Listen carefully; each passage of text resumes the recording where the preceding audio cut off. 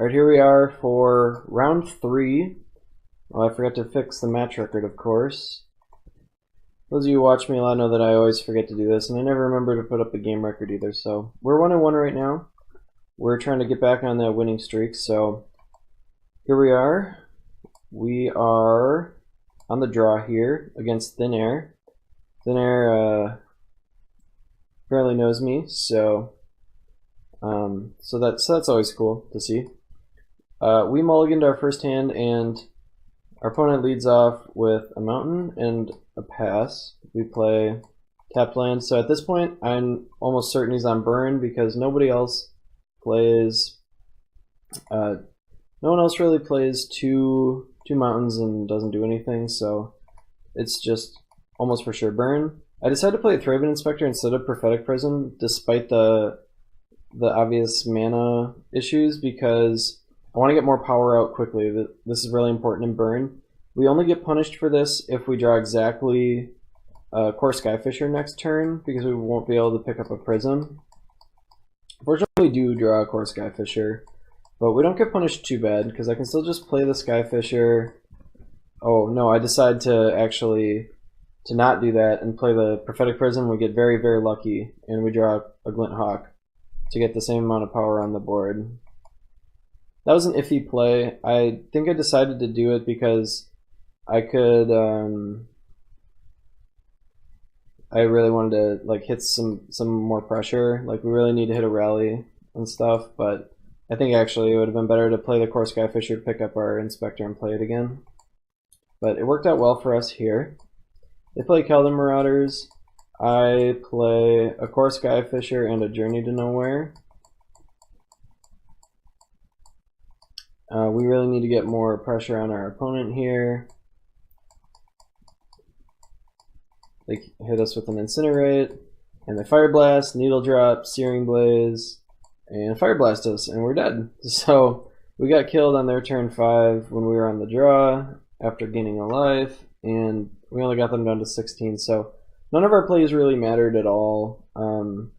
I did have one option at some point to Skyfisher back this Crag and play it again, but we were so far behind anyway, like they were going to have at least 2 draws to come up with another burn spell for us. So that was game 1. So move on to game 2. Let me quick fix that game record for you guys, because I know you guys love that. So we're 0-1. Let's do that. Okay, so we're on the play.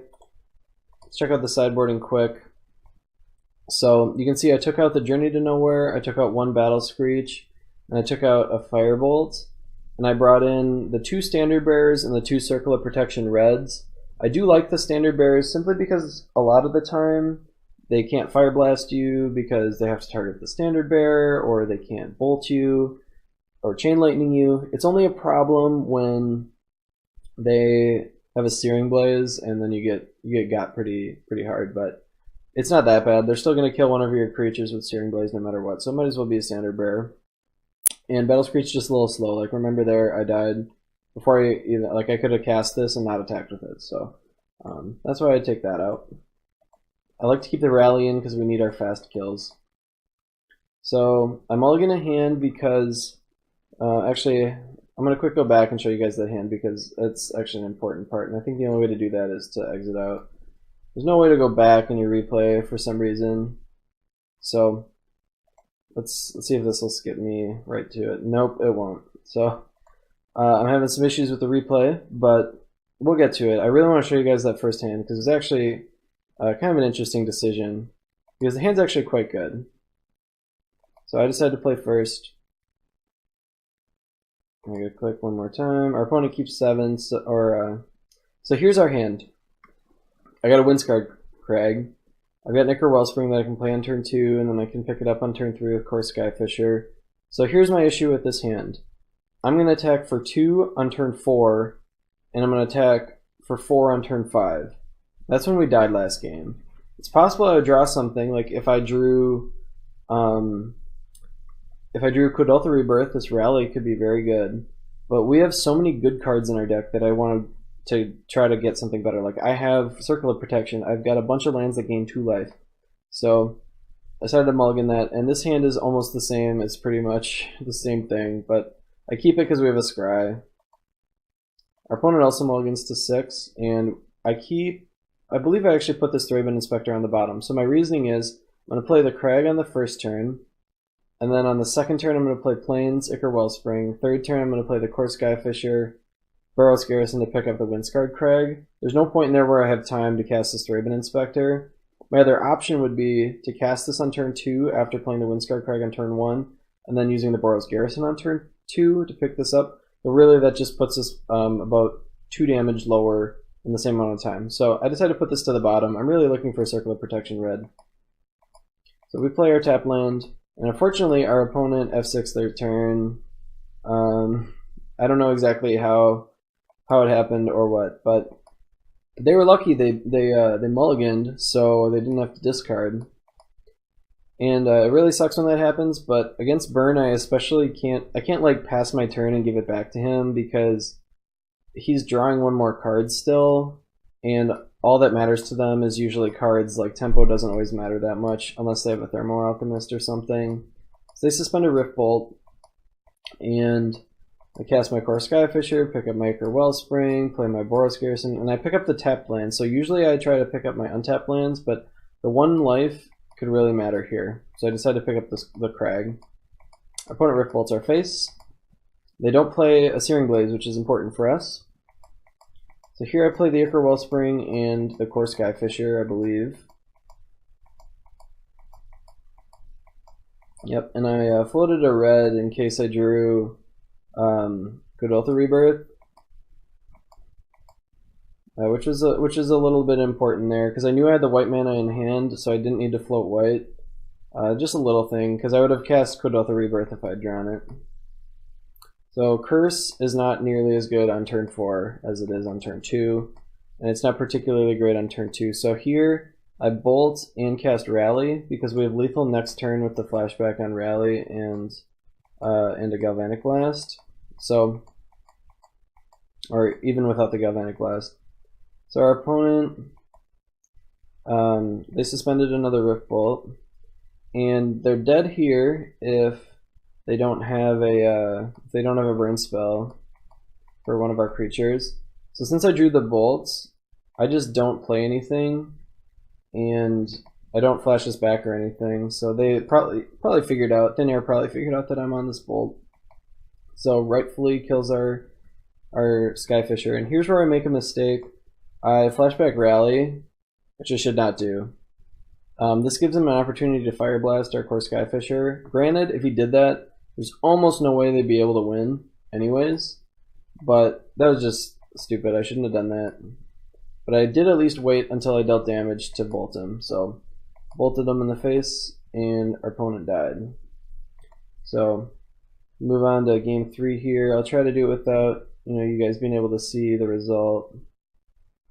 It's kind of tough, but okay, here we go. We did it. So we're on the draw for game 3.